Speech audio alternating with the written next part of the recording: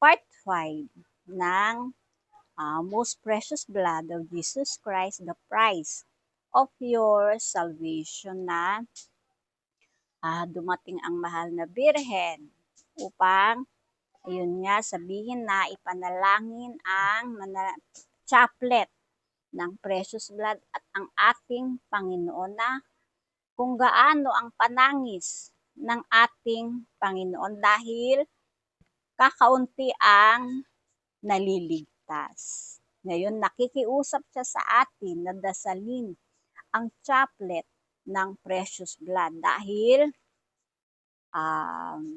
ang great chastisement ay coming soon. Kailangan, ang gusto ng ating Panginoon ay maraming maligtas. Kaya,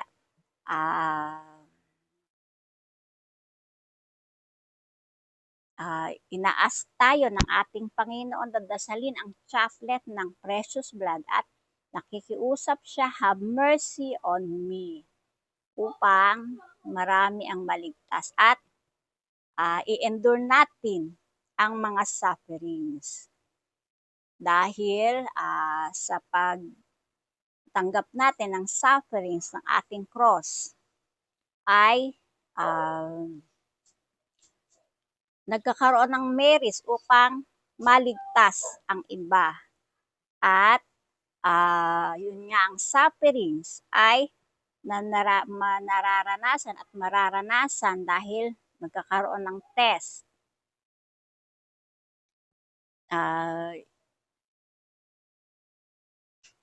Magkakaroon ng test at ang sufferings na dadanasin ay maliit lamang kumpara sa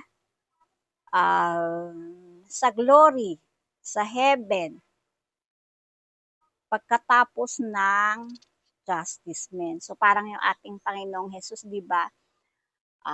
Dinala niya ang lahat, pinagdusahan niya para ang lahat ay makarating sa heaven.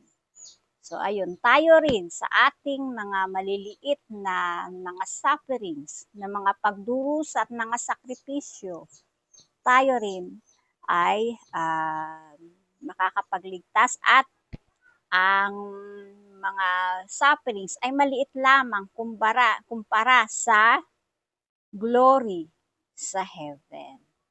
Ayun. So, ayun po.